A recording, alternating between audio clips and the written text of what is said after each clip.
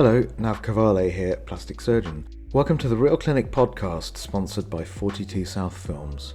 This is where we take a behind-the-scenes look at the surgery industry, get to meet key players in the business, learn about setting up a clinic such as Real, and meet some of the best surgeons around. Welcome to another episode of the Real Clinic podcast. My name is Nav Cavale, plastic surgeon based here at the clinic. And today I have the pleasure of introducing you to Maryam Zamani, consultant ophthalmologist based at your very own Zamani clinic just down the road, well, across the river, the wrong side of the river, on King's Road. So welcome. Thank you for joining us. Thank you so much for having me. Thank you for coming. So as always, I just thought I would start off with, let's find out a bit about you, if that's all right. And so if you could just tell us who you are. It's like blind date. What's your name? Where do you come from? Give us your story. So interesting. My story. My background. Yeah.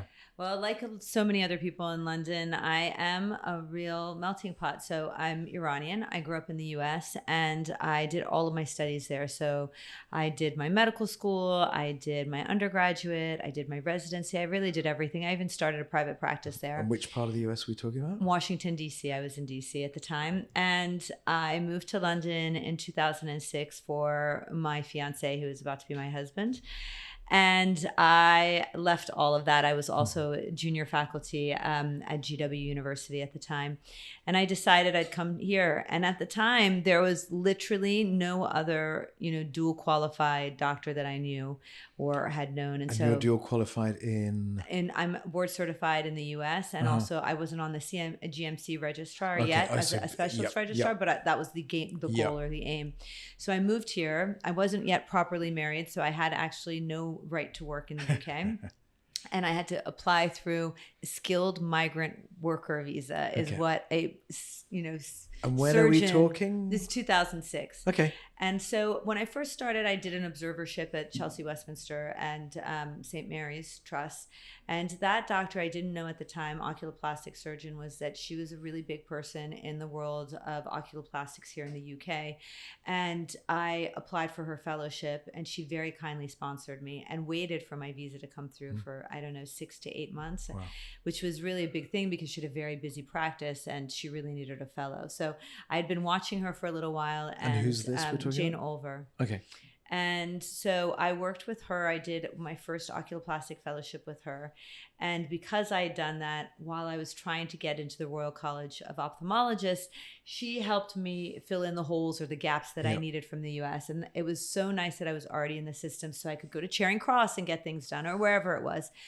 And then I did another fellowship with Naresh Joshi at Imperial Chelsea Westminster. And literally the day I found out that I was on the GMC specialist registrar, I found out I was moving. I was literally moving to a different country for my husband's work. And I said, oh my God, I'm a young surgeon. I'm going to forget how to operate. This is like the worst possible timing that I'm moving away. And what am I going to do? So actually with Jane, I did a locum consultancy at Charing Cross and I'd come once every, 4 to 5 weeks. I'd do a couple days of lists, whether it was cataract, whether it was plastics, whatever it was, I'd do whatever they had available for me just so that I could just operate. And at that time, I decided to do a course with Cardiff University and I spent a year doing a dermatology certificate with them while I was abroad. And the reason was because when I was with Jane, I had done a lot of work with hyaluronic acids. In the US, I didn't have much exposure to that at all, even in my fellowships. And that was because we didn't really do aesthetic work back then in our residencies or our training. And at the time we were using it, Jane was using it mainly on patients who had lots of trauma before, whether it was from previous cancer or surgery or trauma, whatever the reason was. They had multiple surgeries and she was using HA fillers to go in and non-surgically help these patients. And I was like, wow, that's so cool. You can go from, you don't need to have surgery immediately for everybody. And for those patients who had so many surgeries, it was actually so lovely to be able to have another option. She was using those as threads, lots of different things. And so that's what led me to do the dermatology certificate. And I was like, wow, there's so much to do. Yeah. And we moved back. I found out also like a week later when I was moving that I was pregnant with my first son. So it actually, everything happened really at a wonderful time. I got to enjoy my pregnancy, my child, got to do a little bit of, my work as well, did a dermatology course. And finally, when I moved back after my second child was born, I had gone to the Cadogan Clinic to work with Jane once, and I wanted to create a practice. And at the time, it was really difficult. So now it's 2011, 12, and I couldn't find a building or space availability in the area that I wanted to be, Knightsbridge, Chelsea, South Ken. And the laws were a little bit more stringent on, D1 licensures for the buildings. And I didn't want to go to Harley Street. Yeah. And so I went over there, and I remember I met Maitland, bless him. And I said, I want to start a practice. I want to do the non-surgical and the surgical. And I remember both him and one of the others saying, that's never going to work. Yeah. No one wants any of that stuff. And I said, well, I want to buy the lasers and I want to bring them here. And in November 2012, I started very part-time at their facility, seeing patients literally 6 hours a week. I mean, and even in those 6 hours, I had plenty of free time. There were no patients. And slowly I was practicing on people. I'd go to conferences. I went to every talk possible. I learned about every equipment that I could possibly learn about. And very slowly I built a practice there. It was super fun. And, fast forward, time flies very quickly.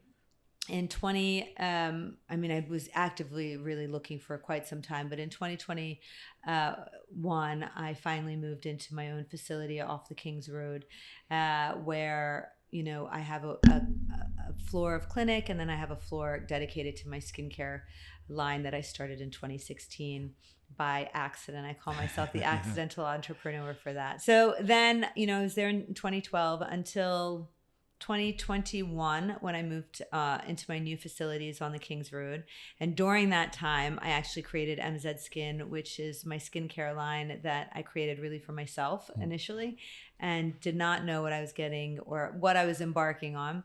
But now I have those two floors, and it's really fun. I get to do part-time skincare, part-time patients, whether it's surgical or non-surgical. And I really think that I've created a practice that I enjoy. Every day I wake up, I'm excited to go to work, which I think is really nice. So that's a huge story. So if we go but let's rewind to the beginning. So you're from a medical family, correct? I am. So both my mother and my father are both doctors. My father's an orthopedic surgeon, and my mother is a retired pathologist. Okay. And my brother... And is that why you're a doctor, yes. Do you think? So, as a Middle Eastern, Iranian, firstborn child... Yes. I was told I was Mrs. Doctor from, I think, when I was in the baby. No, I don't think they knew I was a girl then. So, when I was born, basically. Yeah. So, I did not want to be a doctor. I was totally bribed to be a doctor. I have to tell my dad, it worked. I didn't know what I wanted to do. Yeah. I obviously in college I did do pre-med because I'm a good, obedient firstborn daughter. And when I was in my senior year in college, all the kids were being recruited by banks from Georgetown. Yeah.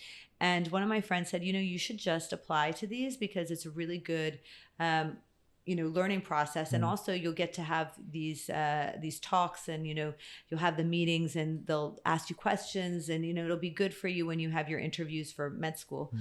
And I did it, and I was a straight A student. So, you can't go to medicine without being a good student. So I was doing really well in school, and I got an interview at every bank. I also got a job offer from every bank that I applied to. And I came to my dad and I said, Dad, I'm going to go work at Goldman Sachs. And he's like, what? No, why would you do that? And I said, it's so great. All my friends are going to be in New York City. I can always go to med school later. And then my dad broke it down. He said, so how much are you going to make in that first year? And I said, well, this is how much you're going to make, but I'm going to make another 10 or 15,000 in bonus. And he said, so, bonus is taxed at 50%. So you're really going to get I don't know, if you're really lucky and you have a big bonus, you'll get 10. And he said, how much do you think an apartment in New York City costs? And he said, just look at the apartment you have in DC, and, it's a nice apartment, but it's not a wow apartment. And we're in DC, you're not in New York. So, to have what you have here is probably going to cost anywhere between double and triple. So you don't really have any money left over for, your food, your clothes, your travel, I don't know, your manicure, like literally anything. And I said, Dad, you're not going to help me? And he's like, no, you're working. Why would I help you? And he said, but if you go to medical school, that car you want, I'm going to get it for you. And, your sister's going to Georgetown too. We'll get a house. And look, if you don't like it, you quit after your first year. But he knew I was never going to quit, and that quitting wasn't really. So the car, was it a nice car? It was a nice car, and he did get us a house. So I mean, he did do all the things he said. Still have the house in DC. Moved on from the car though. But he knew I was never going to quit. And to be fair, I did not enjoy my first 2 years of medical school at all. And it wasn't until I met a plastic surgeon, ironically. Well, now he's a plastic surgeon, but interestingly, at the time there was a couple in the year above me, and the father-in-law was the founder of Operation Smile. And so Operation Smile was a big part of our, on-campus stuff in medical school, because there happened to be a direct affiliation. And so we did a bike race all the years, and we raised money. I happened to raise the most money, and they offered to take me to Thailand on a medical mission, which, for those that don't know, Operation Smile is a really wonderful nonprofit organization that goes and corrects cleft lips and palates and children, usually in underdeveloped parts of the world. So I'm a medical student. I can't do anything. But I go with a bunch of plastic surgeons, nurses, and Johnson & Johnson had basically sponsored our trip.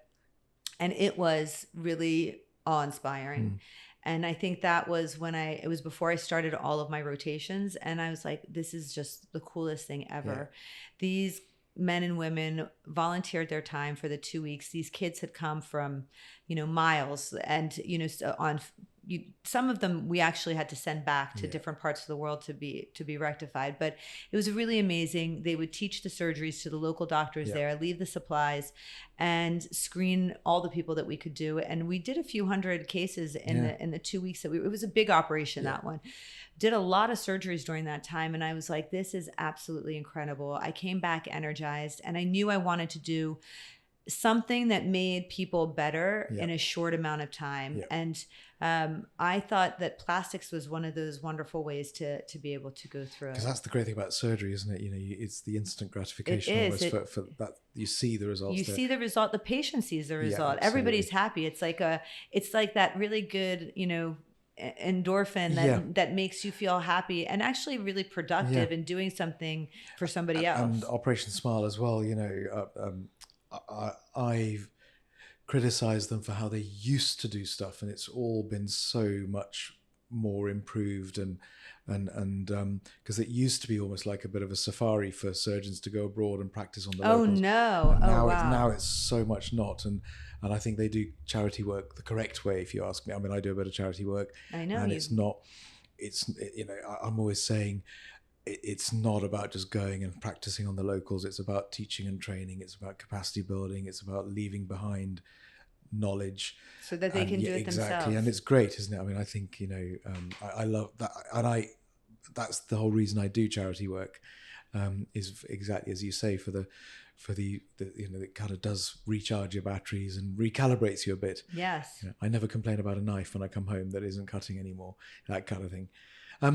So if we move on to the next bit, where you talked about your mentor at Chelsea Westminster, Jane. I forgot her surname. I'm sorry. Jane Olver. She was at the Western Eye Hospital. Okay.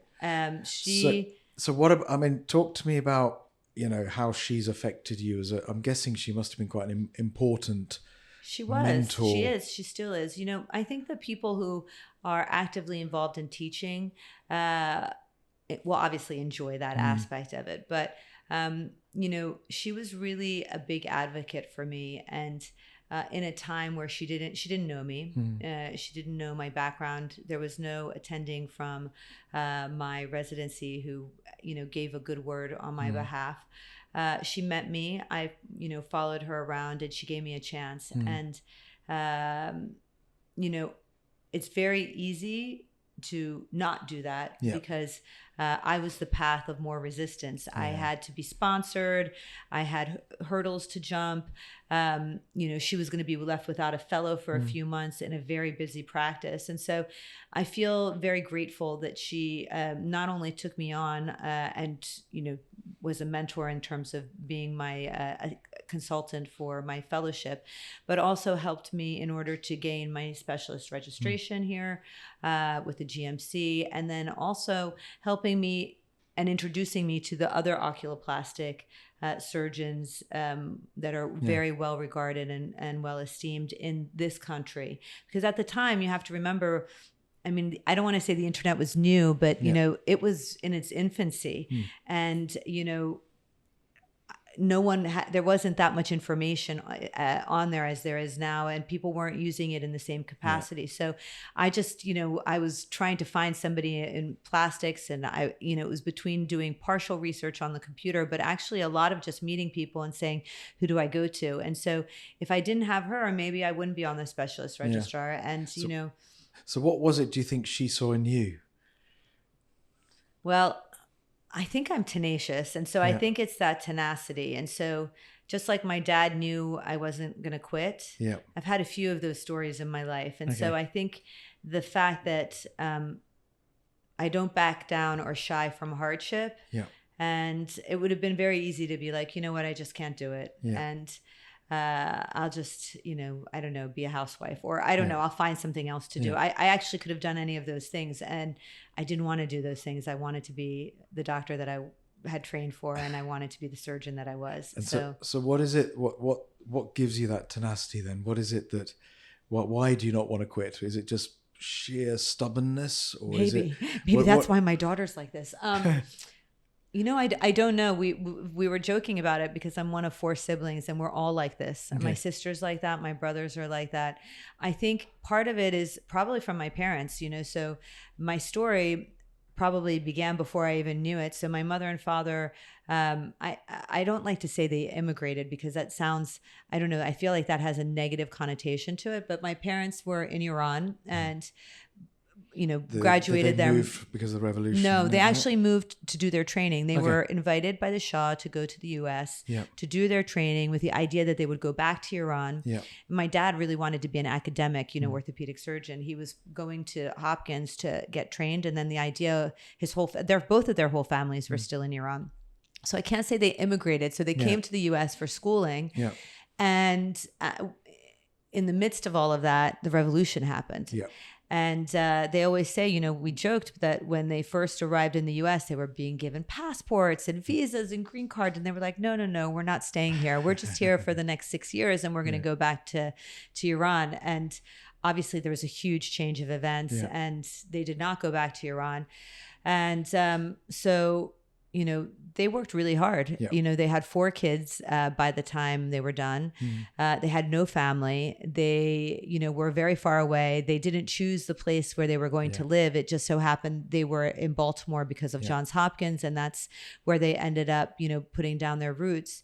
And so they did the best that they could. And I think for them, we always saw them working hard. They played hard, but they worked hard, So my dad's the life of the party, and my mom was entertaining multiple times a week. We were out all the time, but they managed to somehow do it all and be fabulous. And I think they were surrounded also by people who were very similar to them. Lots of doctors, husband and wives, all with similar stories to ours, all, bonded together by the fact that the revolution happened and they couldn't go back or, to where they were. Not everybody was Iranian, but most of them were. And so I think it kind of started from there. And then us, because the system was so different for my parents, they had no idea, now I do so much for my kids. My parents didn't do any of that. Like I was applying to college and my parents like, so where do you want to go? I did my essays. I didn't have a tutor helping me, it was the SATs. I studied for them, like I was on a sports team. My parents didn't even know what lacrosse was, so I think it's just the fact that they didn't know much. So we had to learn a lot. And so I think that's just ingrained in who I am. And I don't know if it's good or bad, but it just is. It just happened. And so do you think your kids are Tenacious? similarly tenacious? No, I or wish they were. No, they're different. Yeah. I wish they were. I think I do too much for them. Okay. So Yeah, I know the system. I know, I know what I'd like them to do. And I think I just do too much I mean, for them. I think we all that's a generational thing. I'm sure we're all guilty of that, or maybe it's a good thing. Yeah, we can do that for them. Perhaps I guess we can, but at the same time, I think part of the reason that I am able to do all of this is because I had to figure out a lot always on my own. When I was choosing my coursework, my parents knew I was pre-med, but they didn't know which English class I was taking, or what language I did, or what my extracurriculars were. They didn't have any idea about any of that, and so sometimes I think we do way too much for them. So I think you're quite possibly right. I mean, I'm the same. I kind of had to figure out my way of wheedling my way into medical school because I wasn't. Anyway, that's another different story. But I think you're right. I think our generation perhaps have not had as much done. But then maybe I'm sure my parents would say the same thing about me. Oh, you guys have had it so easy. We never had television. We never had this. We never had that. Perhaps. So those things are, actually, I feel bad for them. Even easy. I don't think it's easier. I don't think social media is easy. I don't think the information and the if I made a plan with a friend, I didn't show up, my friend would call my answering machine in my house, and I'd have to call my answering machine to pick up the message to hear what somebody else left if I wasn't at home. So, people weren't flaky. If they said they were going to do something, they were going to let somebody down. They couldn't just send a message at the last second and say, I'm not coming. People would get worried. Or I even remember, my dad was, orthopedics, there's a lot of trauma. Someone wanted to reach my dad. He had a pager on him. And if we were in the car going on a trip or wherever, he would stop at a payphone at a gas station to pick up the phone. And if it was an emergency, he'd go in. But then also he had a lot of downtime. When he was off, there were no emails to catch up on. He had dictations to do. But, if he had done them, if he had been more, proactive in doing them at the time of the patient or the surgery, he wouldn't have even had that to do at home. So I don't know. I think with technology, there's a lot of advantage and disadvantage. But I think there's a lot of crutches. Like I think the new generation has a lot that they can use as a crutch, which we didn't have so much. Yeah, absolutely. And you're saying getting into medical school, I am not a very good test taker, a standardized test taker. So I always got straight A's, but I wasn't good for the MCAT. And so I was waitlisted and I really wanted to get in, even though I had this great job offer and I had an acceptance somewhere else, but I didn't want to go there. And so I remember I had so many letters of recommendation sent to the dean of admissions of the medical school. And every 10 days, I just pop into the dean's office in DC and say, I'm here. Any chances, any movement? Yeah.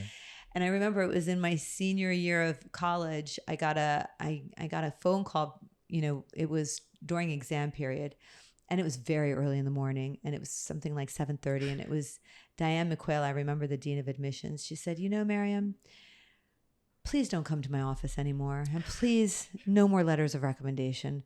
I'm just going to let you in so that you can have a nice summer and that you will stop coming to my office until we meet again in the fall. Yeah. And I was like, oh, thank you so much. That's so great. Because I was going to go to another medical school from the bribery. And then I got into this one. And so I was like, this is great news. But, I think it's that tenacity or the ability to say, you know what, this didn't work. What's another way that I can try and get to do what I want to do? Yeah, absolutely. I mean, I was similar. I turned up at the medical school and ended up being interviewed almost by mistake. I still think it was a mistake. Well, whatever happens. Yeah, and the dean again, John Foreman, he said, so what are you going to do if we don't let you in this year? And I said, I guess I'll come back next year. Okay, well, we better save you the trouble. So it's exactly, it sounds very similar. Yeah, but it's nice, sometimes you just have to go for it. Yeah, absolutely. And not be worried about rejection or, what happens if, who cares? Yeah, exactly. Just do it. Exactly. So you said you've had several episodes like this of, tenacity, overcoming circumstances. Yes, I think a lot of that happens. So if you move on, What's the next So, one? I mean, I think from medical school, that's one. Yeah. And then moving here and being able to get on, the specialist registrar. I think really there's only a handful of doctors in the UK and the US who probably have dual qualifications because it is not an easy thing to do. Yeah.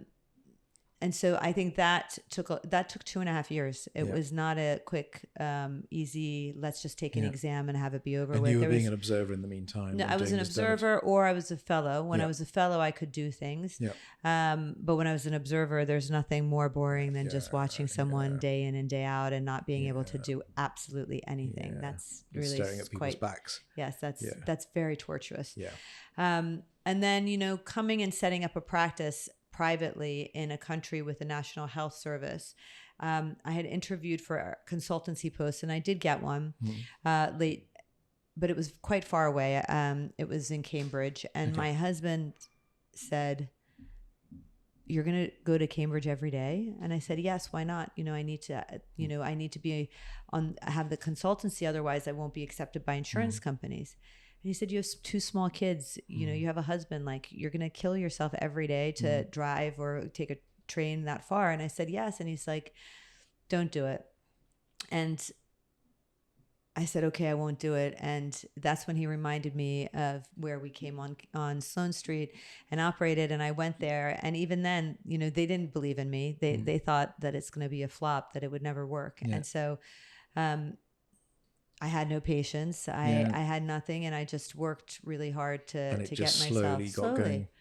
I mean, I think they say it takes 5 years to build a practice. Yeah. I think that's pretty accurate. Yeah. And, there's always ups and downs. It's never completely smooth sailing, but, there were a lot of things within that structure because it's not your own that can be very frustrating as well.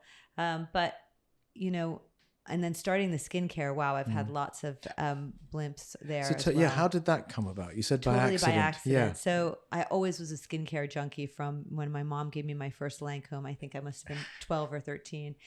And skincare was my form of self-care, and I didn't know an active form of meditation at the time. And so every day, rain, shine, workout, library, going out, whatever it was, I would come home, take off my makeup and do just a few minutes of skincare. And that would set me up for going to bed. Yeah. And that I realized is an active form of meditation now many years later. And I loved it. And I was lucky. I had very good skin when I was younger. I did not suffer from acne. I did not suffer from pigmentation. I had that, and I was horrible with my skin. I used a tanning bed in a tanning salon every day for a decade. Wow. I got the unlimited. I remember it was $200 for an unlimited sessions at the tanning salon, and I took them. And my mother, who's a pathologist, was like, "Don't do this to you. It's the worst thing ever." And I was like, I loved being a darker version of me. I always often say I was born the wrong color. I should have been born darker. And then fast forward, I had my children, and I developed melasma, which is a pigmentary skin condition that kind of makes you look dirty. Yeah. And I don't really wear a lot of makeup, and I hated it. Mm-hmm. I had to start using tinted BB cream, which I didn't really like. I didn't use foundation, and I just felt like I always looked like I was dirty. So I had pigmentation on my forehead and on my cheeks. And so I started then leaving, the nice brands that I was using, like the Shiseidos of the world, and I decided to use some of the new doctor brands that were starting to prop up. And I became the non-compliant patient. So I basically felt they were very medicinal. They were very androgynous. They were white, blue. They didn't feel good. They didn't make me feel good. I felt that I was putting medicine on my face as opposed to doing something nice. And I stopped doing my skincare routine. So I went back to the Shiseidos and the Nature Bizes of the time. And I started working with a formulator to create some ingredients and products for me.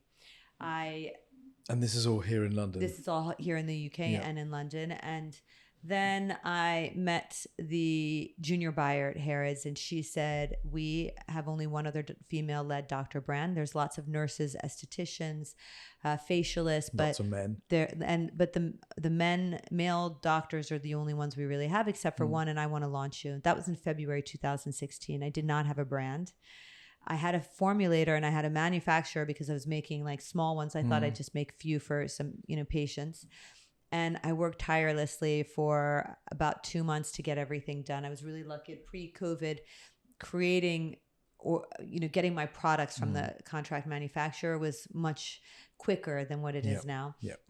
And at the end of September 2016, I launched exclusively at Harrods. And that was just a huge pinch me moment. I walked in with my bags filled with MZ Skin, and I walked underneath Harrods, which if you go through the staff quarters, as much as you see overground, they have underground. Yeah. It's like a crazy maze. And I don't know why I chose to wear heels, but I was in heels on my new minted 5 shelves in this, ginormous, arguably, the nicest, best top, department store in the world. And not a soul was there except for this buyer, Lucy, and she helped me put all my products on the shelf. Yeah. And every day for 5 weeks, my products sold out. It was really incredible. And I had my next hiccup. So my products, which was meant to last me for a couple of years, on the shelves, I realized why no one chose the color pink, because pink is not stable and it fades very quickly. So even though my products were selling out, they were not replacing the last one. They would just fill it up and, leave the last one there and then refill. And the ones that were in the back were fading from the lighting that was there.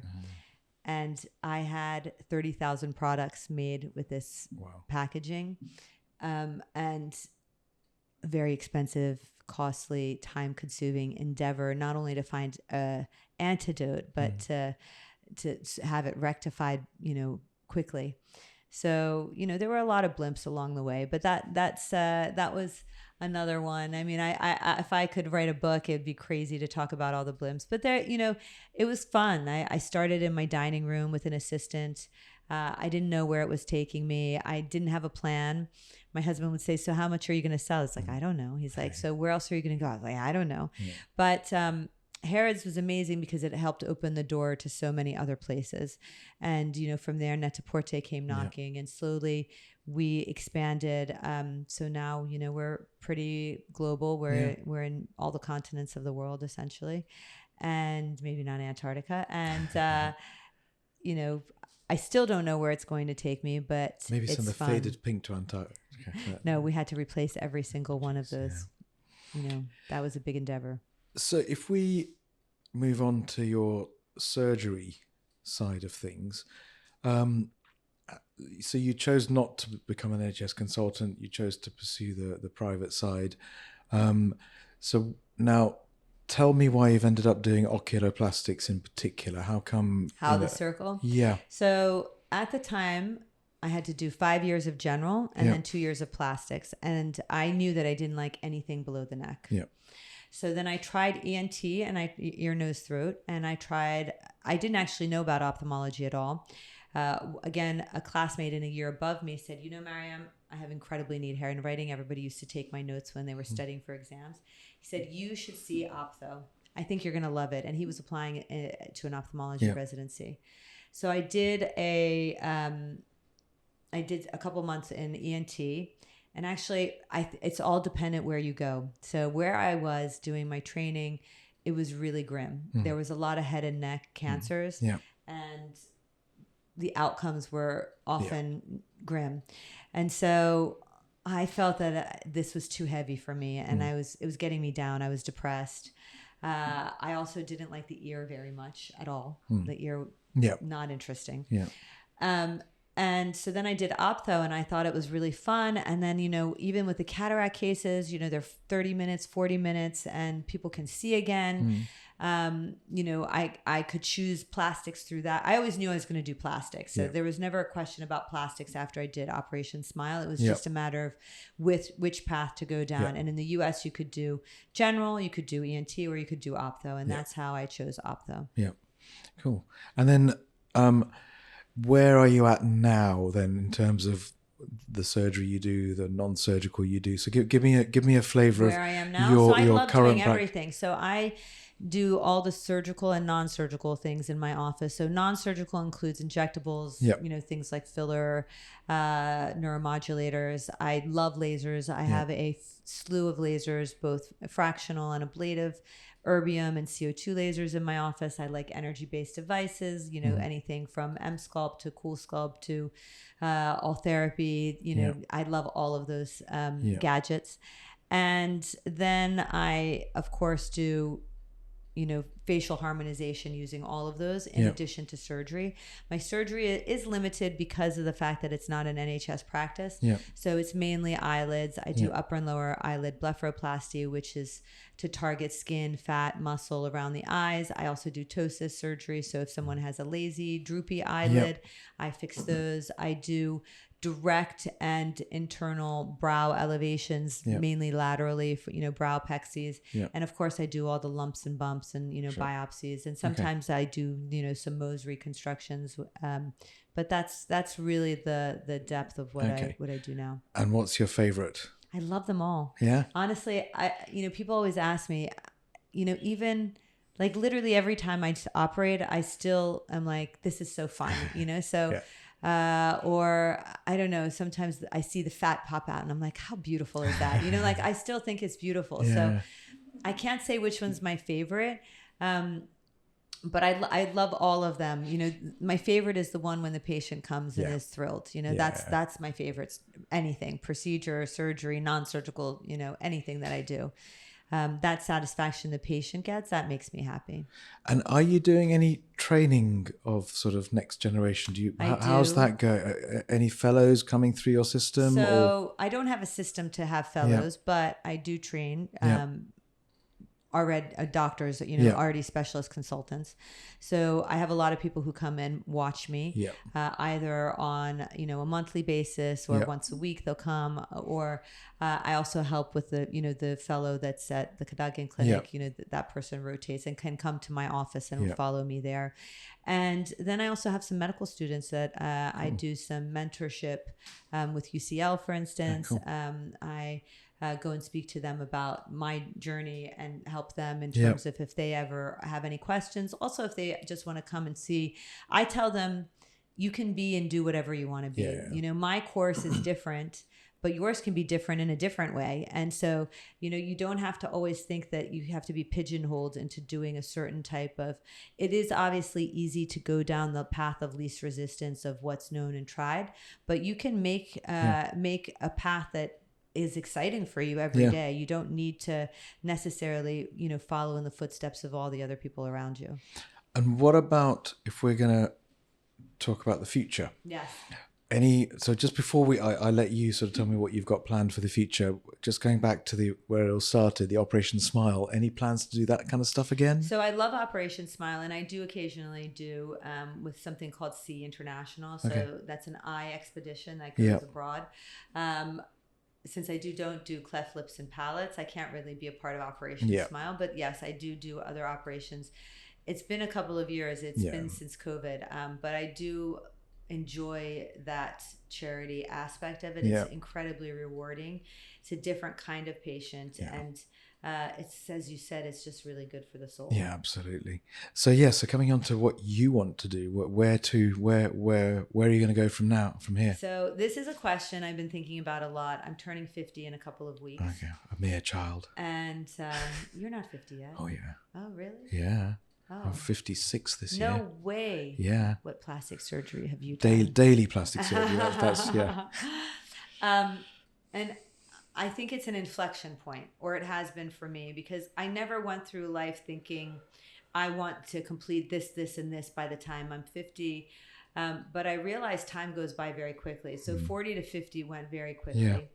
And I'm really happy with what I've done, but I have so much more I want to do. Such as? MZ Skin is like a third child for me. Yeah. It takes up a lot of time. I've never had a day off since it started. My clinic is wonderful. I do love it. It's small.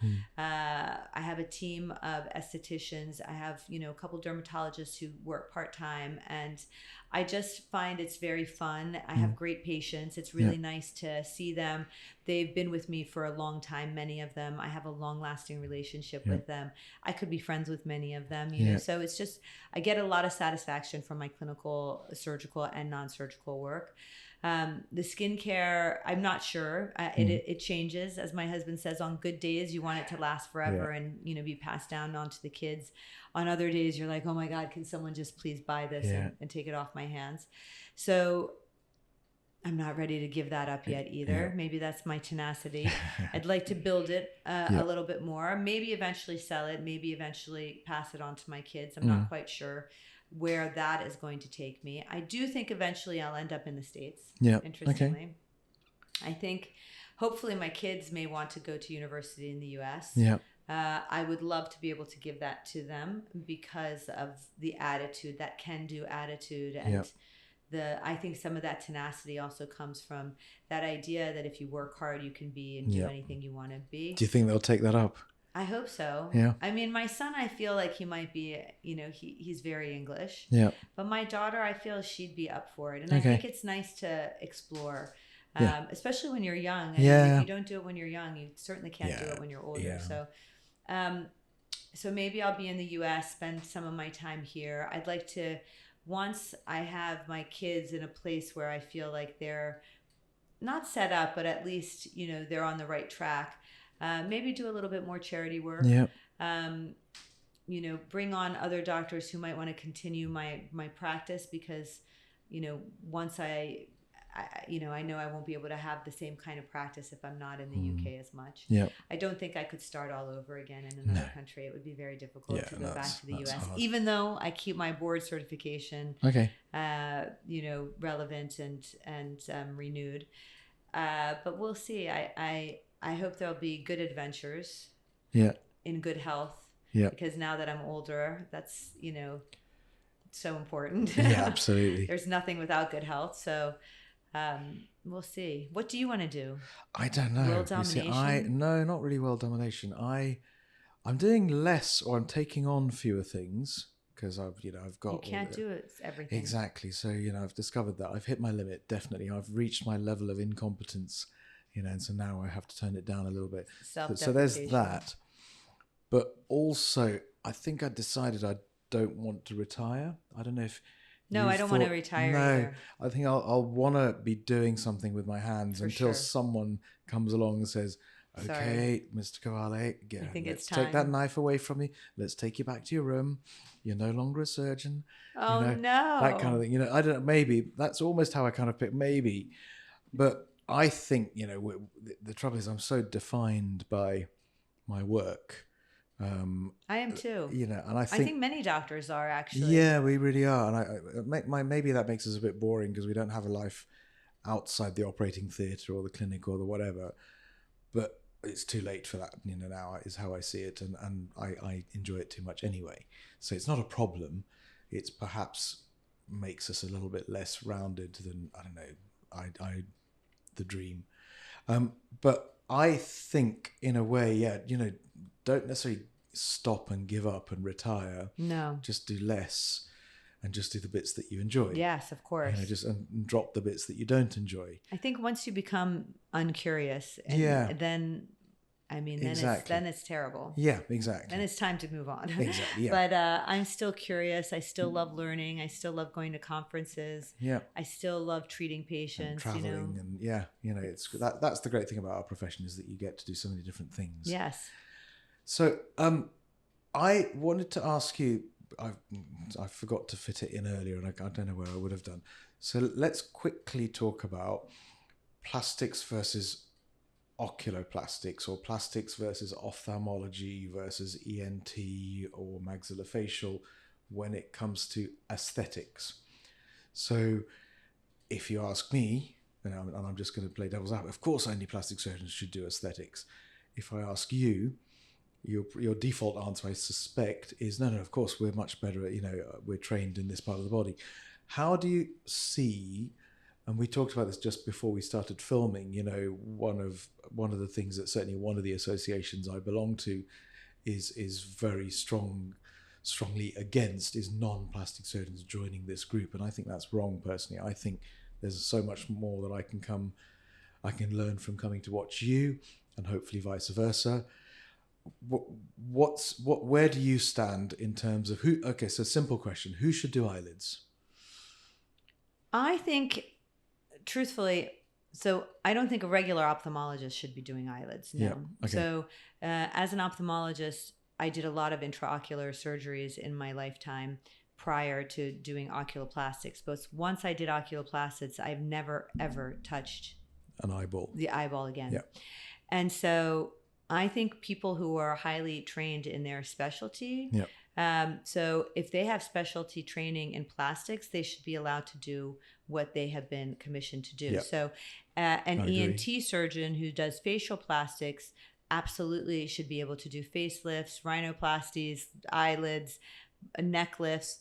Do I think they should be doing breast or C-sections? No, because they probably have not had any training in that at all. I think that would go to a plastic surgeon. Similar to me, I have been trained in facial plastics. I don't do facelifts, but I did learn how to do them. Perhaps if I had started a practice like that, I would have been doing more of them, but I would definitely never do anything, you know, below that. So I think it's a matter of what you've been trained in. I don't believe dermatologists should be doing lefts, but I don't think dermatologists should be doing liposuction, for instance, either. So, you know, I think that there's a different category for every single person. And so it just depends on what your training level is. But I do think you need to have that specialist training. I think that's very important. And I think one of the things that we should do is somehow learn to combine the training so that ophthalmologists and plastic surgeons are being trained in the same room. Very important. That would be so actually, good. when I did my fellowship with Naresh at Chelsea Westminster, we often did combine cases with the plastics guys. So, you know, Niall Kirkpatrick, Simon Eccles, they were plastic surgeons working alongside Naresh. And so, you know, I would be on both of those cases, for instance, in my training. And so they might have done a facelift or, you know, some other, you know, defect, in, you know, reconstruction. But I absolutely do think that they should work more harmoniously together. I'm not into the whole territorial thing personally. I think there's room for everybody. You have to do what you've been trained in. If you haven't been trained in it, don't be a cowboy. You know, stick to what you know. You know, I think people come into aesthetics for the wrong reasons a lot of times because they think it's an easy way to make money. You know, but you are helping people who are insecure and happy about something within themselves and maybe something that really does bother them. And so if you're going into it for those reasons, those are the wrong reasons. And if that's what you wanted to do, then you should go back and train the proper way. Absolutely. And then if we come onto the training thing of the, you know, people seeing it as an easy way to get rich quick or whatever, what do you think about the current state of training? Because what I'm hearing a lot of is there are so many junior doctors who don't complete their training in plastics and then set themselves up as they say they're plastic surgeons or aesthetic doctors. So what do you think about that? Because I don't think that should be allowed. No. I don't think you should just be allowed to go on courses and say that you're an aesthetic doctor. I say that I'm an oculoplastic surgeon and with an interest in facial aesthetics because that is actually what I like to do. I like all of it. But I think for those junior doctors, I actually don't think you should be able to be anything but like a GP at that level without doing any sort of training. That's my own personal take on it. There are some wonderful people who are excellent aesthetic doctors, you know, for lack of a better word, who, you know, have done other subspecialties other than, you know, plastics and any of the ways of getting to plastics. But I think that shouldn't be a norm, and I think that sets a bad precedent for so many others. Or at least there's some sort of exam you need to take. I don't know. There should be some different sort of qualifications. the horse has bolted, hasn't it? That's the trouble. Yes. don't I know how mean, now you have, people who were junior trainees in, I don't know, cardiothoracic surgery doing blepharoplasties. And Yeah. that's just, in my opinion, odd and shouldn't be wrong. happening. Yes. So, I mean, if you wanted to be a cardiac surgeon, a heart surgeon, then be a heart surgeon. If you want to be an aesthetics, plastic surgeon, then find another way to get into plastics. But not just say, oh, I was a cardiologist, so now I can, or CT surgeon or whatever, and now of course I can do a bleph. Absolutely. Yeah, exactly. That's just weird. Yeah, that is weird. So that should not be allowed to happen. I don't know how to change that. No, I don't know. And actually, there are a lot of people who say there are a lot of things and there's no checks and balances. Yeah. Particularly in the UK. In the US, you have much less of that. I mean, I don't know there's no one that I graduated with that isn't doing the special, that isn't doing the training that they were trained to do, So, I don't know any anesthesiologists who then all of a sudden went and did aesthetics or, ER doctors who do aesthetics, I don't know any of them. Yeah. Perhaps they do exist in the US, but they're not part of them. It's not mainstream for sure. Yeah. No, I think we do have a problem in this country, which is a shame. I don't, and like you, I don't know how to put that genie back in the bottle, as it were. I don't know how to put it back in the bottle, but it's a shame because there are some excellent practitioners who did go the wrong way. Yeah. But I still think they should have just gone to school and done some sort of fellowship training and in such to be able to do it. Because at the end of the day, I also see a lot of complications, and all's good when things go well. But I always say you pay maybe sometimes even the more expensive price for the person who's going to take care of you when things don't go well, because absolutely. That's where it's critical. Sometimes somebody who thinks a bruise is a bruise and not, a vascular occlusion can have catastrophic effects for the patient. So that's experience, that's expertise, that's knowing what to do in such a situation. And, I think knowing your limitations, knowing what you don't know. Yes. Yeah, exactly. And knowing who to call if you need, another specialty, like you need something else that might happen, that's happened that you need help with, or, you need to have your own lifelines too. So I don't know. I think that there's a lot that goes into it. Absolutely. And I do think, they go rogue and they charge less, and you do ultimately get what you paid for. It might not happen immediately, but in the long run. Exactly. No, I couldn't agree more. So final question. If you're looking back, I don't know, how far should we go back to the person who came from the US to the UK, just before you got on that flight? What advice would you give yourself? What would you perhaps say, do this differently, or don't do that, or make sure you make the most of this, and you should, which perhaps you didn't? The only thing that I feel like my journey, where I am in life is really a direct correlation to all the little things that happened along the way. So I wouldn't change them. Yeah. What I would say is that I was very worried when I first moved that I was never going to be able to work again, and that I wasn't going to be able to operate, and that I was going to forget my skills.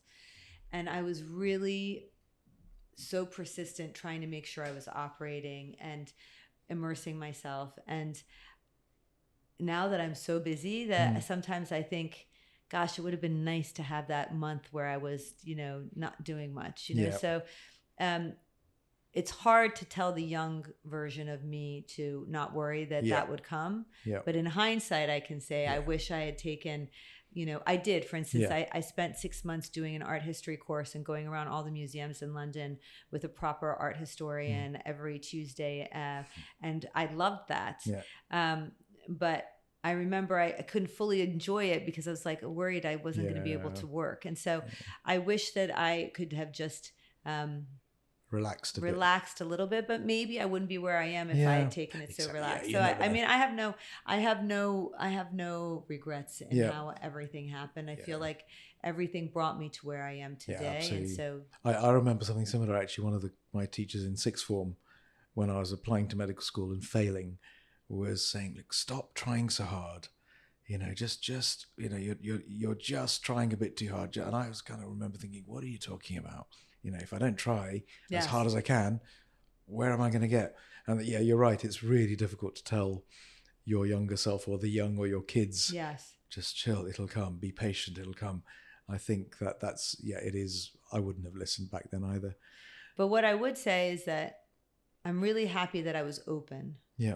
I think being open, you never know. Life takes little turns. Yeah. And usually they're not bad turns, No. like they're interesting. They take you, Yeah. they take you somewhere, more interesting Yeah. or more fun. So I feel the fact that I took that leap Yep. made me open to a lot of things, because I think if I had stayed in the US, my trajectory would have been very different. Mhm. I would have had a very different practice, but it would have probably been equally as rewarding, Yep. maybe different. Yeah. But I think the fact that I took that leap and left the US, I was open to other things. I probably wouldn't have had a skincare line. Yeah. I probably wouldn't be doing so much non-surgical work as well.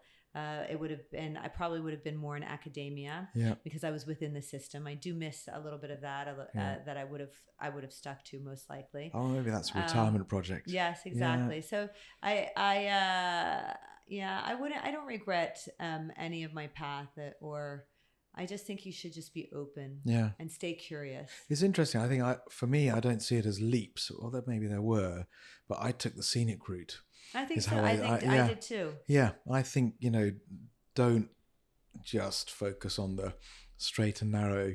I don't know, the least happy colleagues that I have were the fast trackers, I think. That's so true. I think that they got to where they wanted to get to, and then it's right, now what? Yes. I think there's a lot I of still that. haven't gotten there yet. No, me neither. So, there's plenty more. The scenic Yes. route takes you to all these interesting, places as you go I like along. that. I'm on the scenic route with you. Exactly.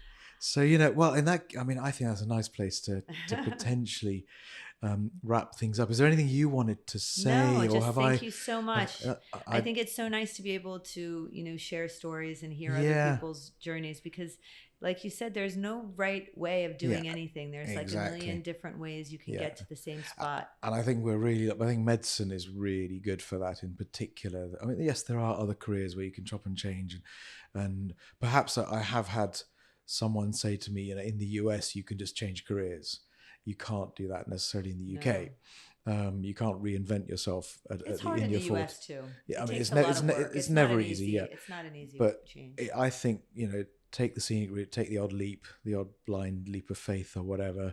Calculated risk I like to take. Yeah, but I'm not good at calculating, so I just blindly just go for I it. would wing it. Yeah, that's what I do, and I've got away with it so far. But I think, yeah, exactly. I think that's a nice way to think of your life and your career, and actually it makes it more interesting as to where are you going to end up. So, my answer to the question I put to you earlier is, so where to from here is, I don't know. I have no idea, but We'll see. it'll be something interesting, I It think. will. Yeah, absolutely. So no, thank you very Thank much you. for coming Thank you so much and for having for me. traveling all the way down here to the deep south. That 10-minute ride. Exactly. And I'm sure we'll have you back again to tell us the next chapter, at some point in the future. I have to write it first. Exactly. No, thank you very much. Thank you. You're very welcome.